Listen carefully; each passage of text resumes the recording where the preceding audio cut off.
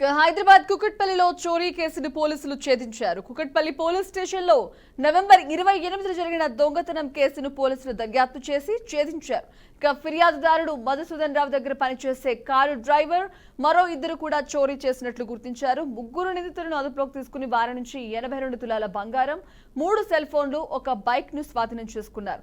ఇక ముగ్గురు నిందితులను కూడా అరెస్టు చేసి రిమాండ్ కు తరలించినట్లు డీసీపీ సురేష్ కుమార్ తెలిపారు.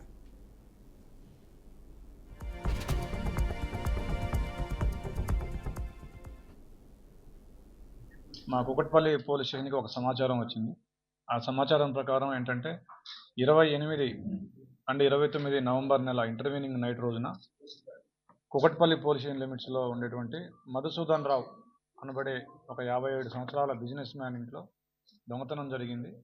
దాంట్లో 82 తులాల బంగారం, అదేవిధంగా కొద్దిగా సిల్వర్, ఒక 15 తులాల సిల్వర్ పోయిందని చెప్పేసి ఆయన నెక్స్ట్ అది 29 రోజు 10 గంటల ప్రాంతంలో పోలీస్ స్టేషన్కి వచ్చి కంప్లైంట్ చేయడం జరిగింది.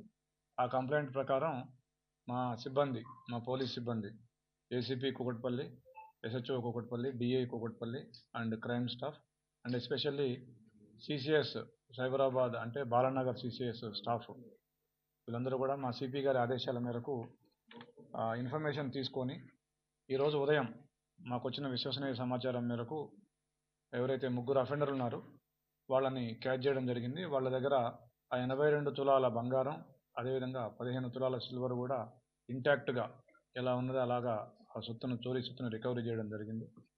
సో దీంట్లో ఈ అఫెండర్లు ఎవరంటే ఎవరైతే మధుసూదన్ రావు కంప్లైనెంట్ ఉన్నారో ఆయనకి ఒక బిజినెస్ పార్ట్నర్షిప్ ఒక ఫర్మ్ ఉంది. దాంట్లో ఆయనతో బిజినెస్ పార్ట్నర్షిప్లో ఉన్నటువంటి వాళ్ళ దగ్గర వీళ్ళిద్దరు ఎవరైతే ఒక ఇద్దరు డ్రైవర్లు ఉన్నారో వాళ్ళిద్దరూ ప్లస్ ఆ ఒక డ్రైవర్ కొడుకు వీళ్ళు ముగ్గురు కలిసి వీళ్ళు తరచుగా డబ్బులు తరలిస్తుంటే లక్షలు డబ్బులు తరలిస్తుంటే చూసి వీళ్ళ